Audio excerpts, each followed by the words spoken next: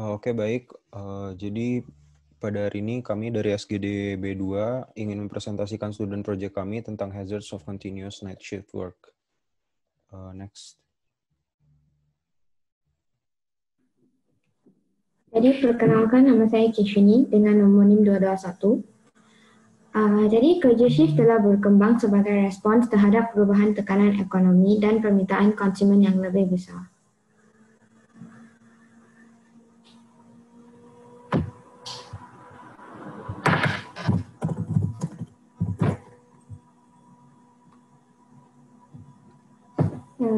Ini menyebabkan peningkatan kerja shift memiliki banyak keuntungan di sektor ekonomi seperti tingkat lapangan kerja yang lebih tinggi. Jadi orang yang bekerja shift malam mungkin lebih cenderung mengalami depresi daripada individu dengan pekerjaan 9 to 5. Jadi studi juga menunjukkan bahawa shift malam juga memberikan impak terhadap keluarga dan kehidupan sosial. Hal ini disebabkan oleh waktu kerja yang bertentangan dengan anggota keluarga lainnya. Selain itu, bekerja melawan siklus tidur menyebabkan seseorang terdapat gangguan tidur serta kelelahan. Jadi kelelahan ini memperburukkan suasana hati, menurunkan kemampuan kognitif dan refleks, serta membuat orang lebih rentan terhadap penyakit. Next. Baik, perkenalkan nama saya Made Sabrina Prativa Ardeswari dengan NIM terakhir 111. Baik, jadi untuk konsep dari night worker ini, kerja shift ini dia melibatkan penyediaan waktu pekerjaan bagi pekerja pada waktu yang berbeda selama periode waktu dan minggu yang diberikan. Kemudian ada 3 tipe dari shift work, terdiri dari shift pagi, itu dimulai dari jam 6 pagi hingga jam 2 siang. Kemudian shift siang dimulai dari jam 2 siang hingga jam 10 malam. Kemudian ada shift malam, yaitu dimulai dari jam 10 malam hingga 6 pagi. Pada pekerjaan di malam hari ini atau shift malam, ini sangat umum pada tenaga kesehatan dan juga pabrik-pabrik industri, seperti industri makanan, di mana pada pabrik industri ini memerlukan waktu pekerjaan 24 jam per harinya, dikarenakan pada umumnya proses produksinya ini membutuhkan waktu lebih dari 8 jam.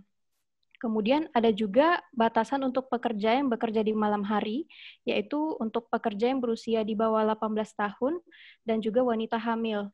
Dikarenakan bekerja di malam hari ini dapat mengganggu ritme sirkadian, yaitu tetap terjaga di malam hari dan tidur di pagi harinya, di mana hal tersebut bukan kondisi fisiologis bagi manusia. Kemudian untuk orang yang memulihkan dirinya dari kerja di malam hari ini biasanya membutuhkan waktu beberapa hari, tergantung dari durasi shift-nya, kemudian dari karakteristik personalnya seperti umur. Next.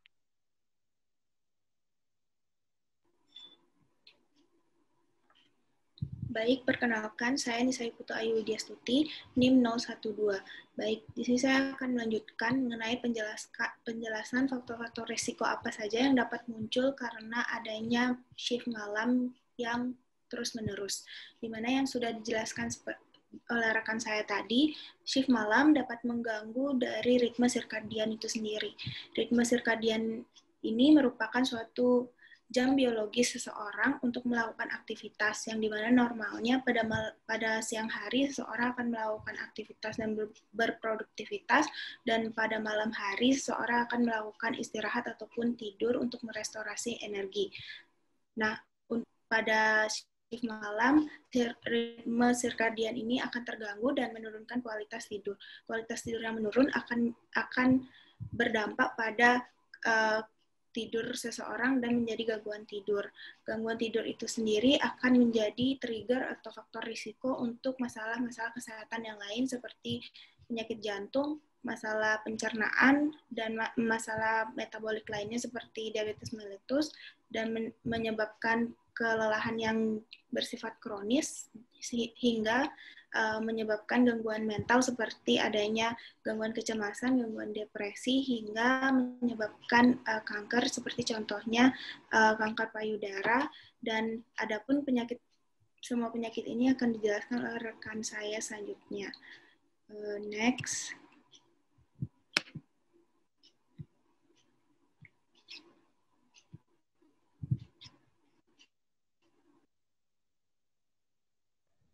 Saya Elizabeth Yunilan dengan NIM 091. Seperti yang sudah dijelaskan oleh rekan saya sebelumnya, kerja shift malam itu dapat mengganggu homeostasis dan kesejahteraan manusia, dan gangguan tersebut bisa menyebabkan suatu hazard. Dan manusia selama bekerja shift malam ini dipaksa untuk menyesuaikan keadaan psikofisiologisnya, termasuk suhu tubuh, tekanan darah, kadar kortisol darah, kadar melatonin, tingkat kesadaran, dan banyak hal lainnya. Dan semua hal tersebut merupakan penyebab dari irama sirkadian terganggu. Next. Berdasarkan sebuah penelitian, penanda inflamasi seperti C-reactive protein dan juga leukosit ditemukan lebih tinggi pada pekerja shift malam dibandingkan dengan pekerja non-shift. Dan kondisi ini dapat menyebabkan low immunity dan juga cardiovascular disease dan ischemic stroke.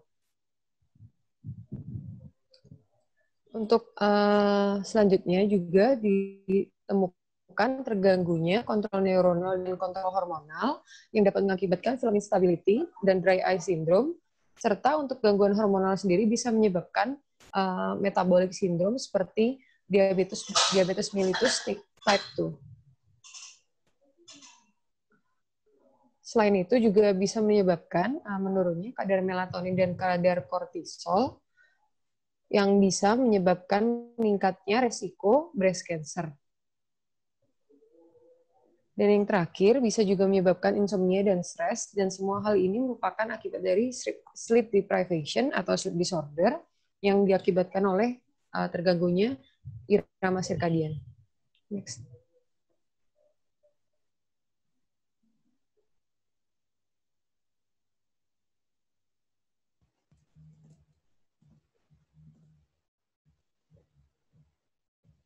Next.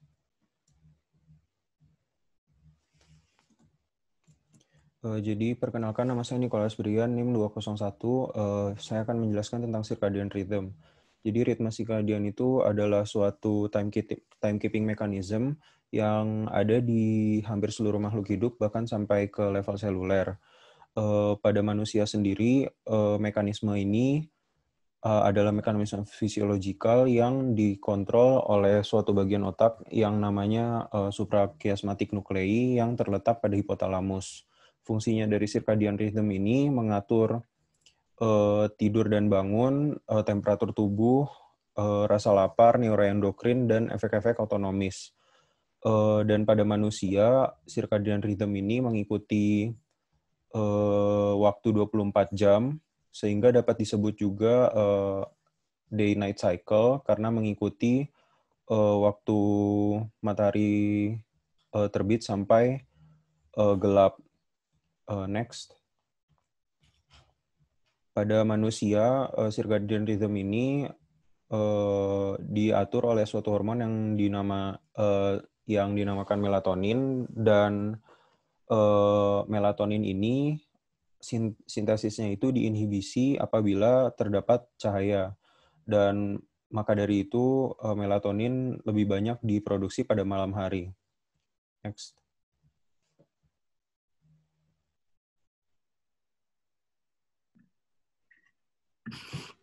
Baik, perkenalkan, nama saya Dayusanti Pertiwi Manuaba dengan NIM belakang 151.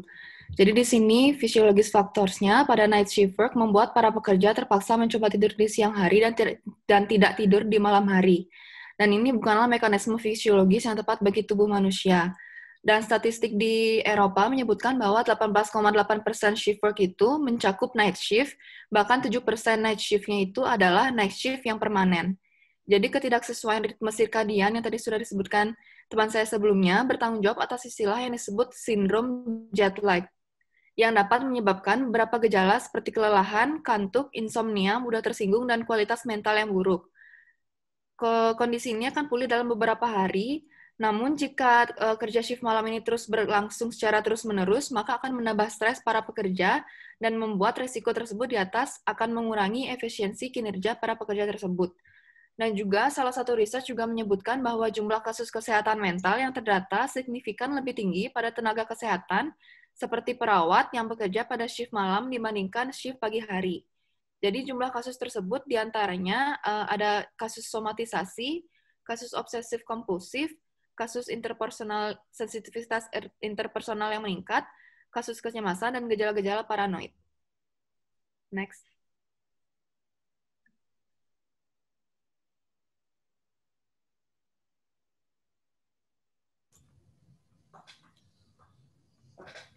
Selanjutnya, perkenalkan, saya Jody Erlangga, NIM belakang 092.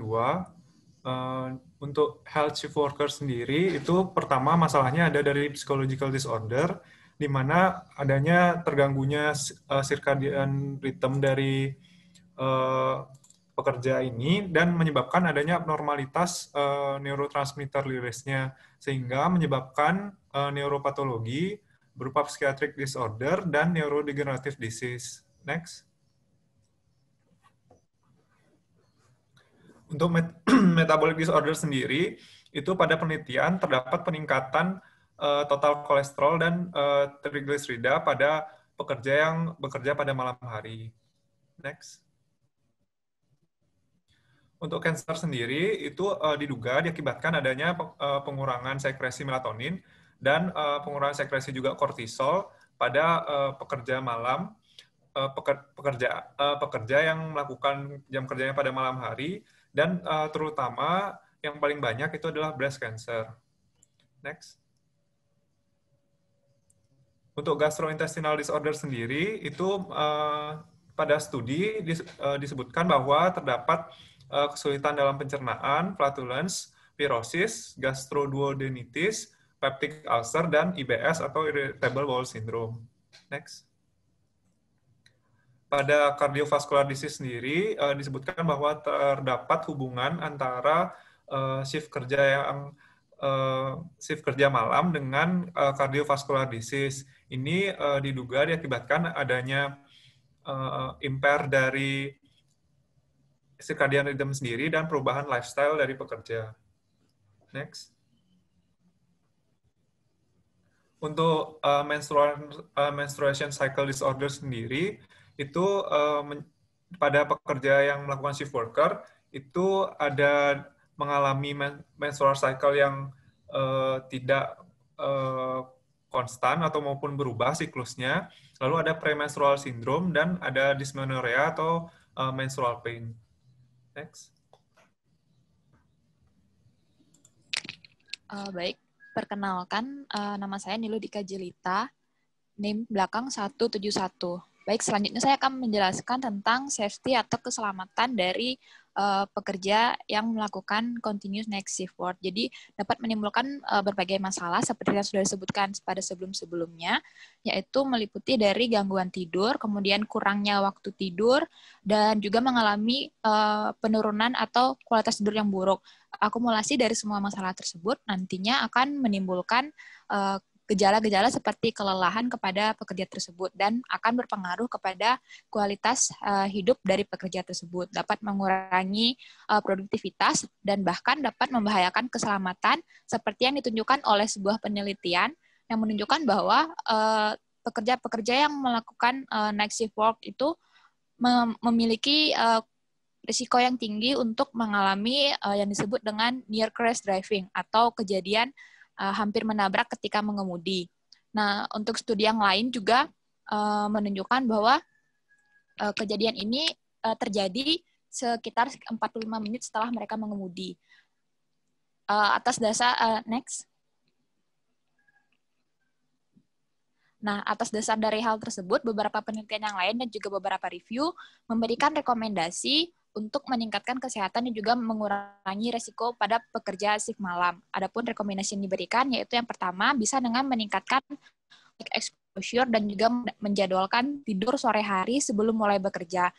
Tidur pada sore hari ini dapat dijadwalkan sekitar pukul 3 sore sampai 5 sore sebelum mulai bekerja sehingga membantu pekerja itu untuk lebih mempertahankan kesadarannya dan juga membantu untuk meriset circadian rhythm-nya. Kemudian yang kedua, mengaplikasikan sleep hygiene, terutama ketika akan tertidur atau beristirahat itu menghindari aktivitas dengan alat-alat elektronik sebelum tidur, sehingga dapat meningkatkan waktu tidur.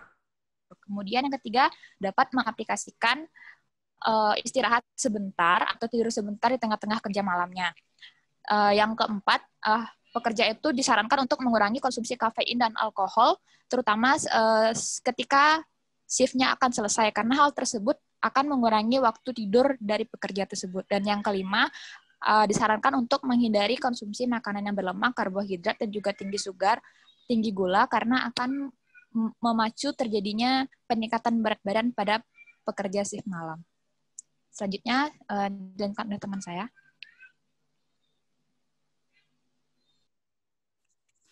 Baik, perkenalkan nama saya Putu Bagus Pramana Tirta, NIM 3 digit terakhir 101. Jadi saya akan menjelaskan mengenai kualitas hidup dan keterkaitannya dengan kerja shift.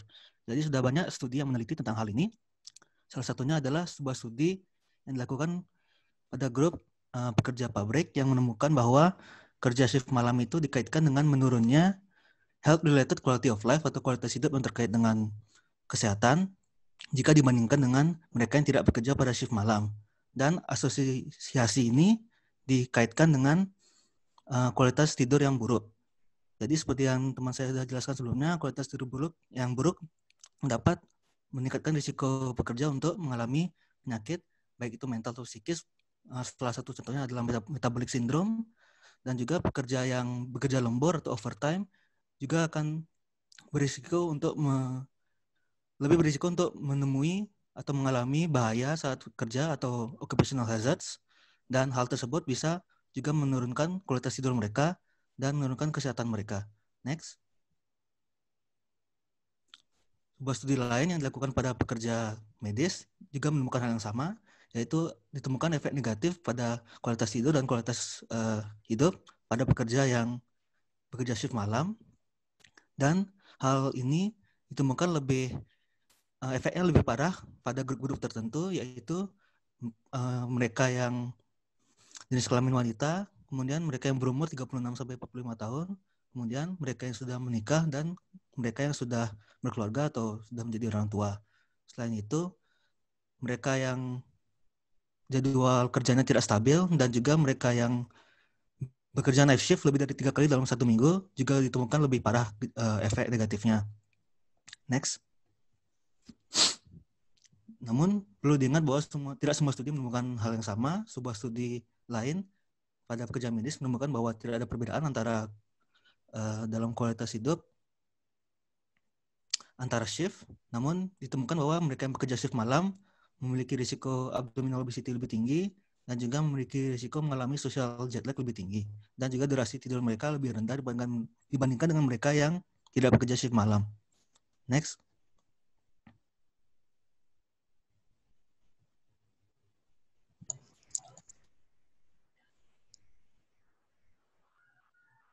Baik, perkenalkan nama saya Nitya Manggala Jaya dengan NIM akhir 211. Dalam sistem kerja malam diperlukan pertimbangan khusus untuk memantau kesehatan para pekerjanya. Sistem yang terencana dengan baik dapat meningkatkan kesehatan dan keselamatan pekerja.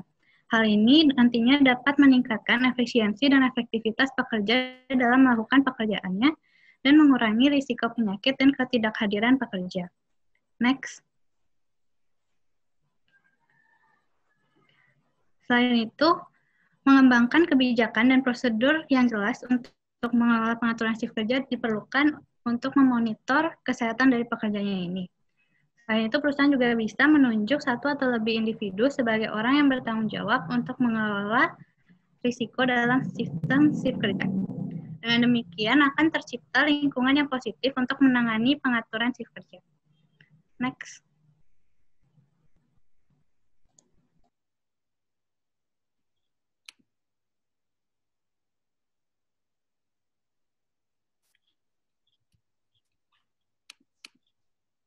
Baik, perkenalkan nama saya Renaldi Frederick Nathanael Magat, NIM terakhir 081. Selanjutnya saya akan meneruskan pertimbangan khusus dalam memonitoring pekerja shift malam, memonitoring kesehatan dari pekerja shift malam, yaitu kita harus melakukan general health assessment atau penilaian kesehatan secara berkala pada pekerja shift malam, yang tujuannya sebenarnya adalah untuk mengetahui apakah pekerja ini sudah adekuat atau memadai kesehatannya, status kesehatannya secara fisik dan mental untuk melakukan pekerjaan tersebut.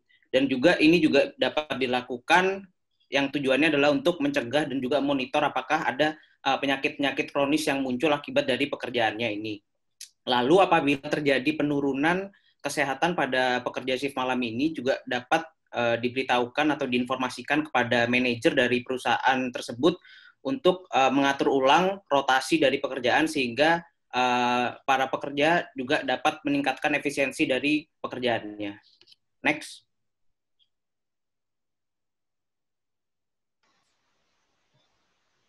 Perkenalkan, nama saya Pratip Rao Satyananda Rao, NIM terakhir 240.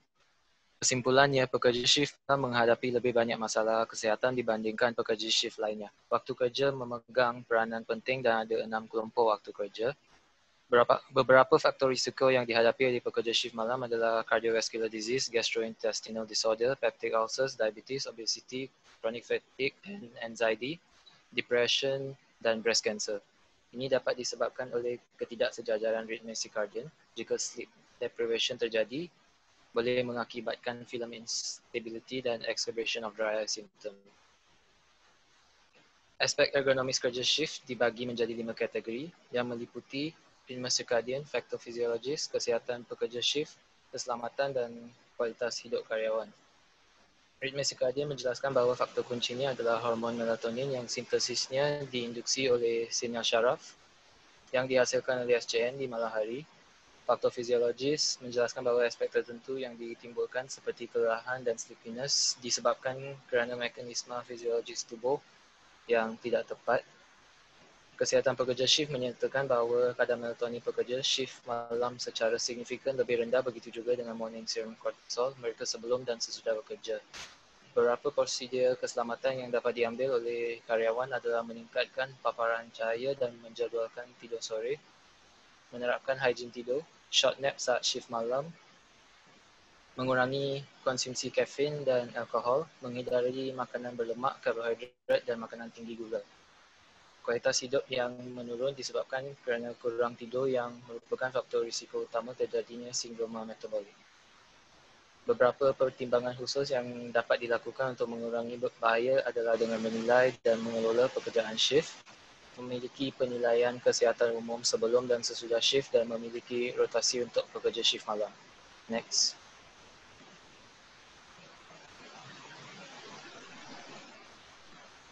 Baik, jadi sekian dari presentasi kami tentang hazards of continuous night shift. Terima kasih atas perhatiannya.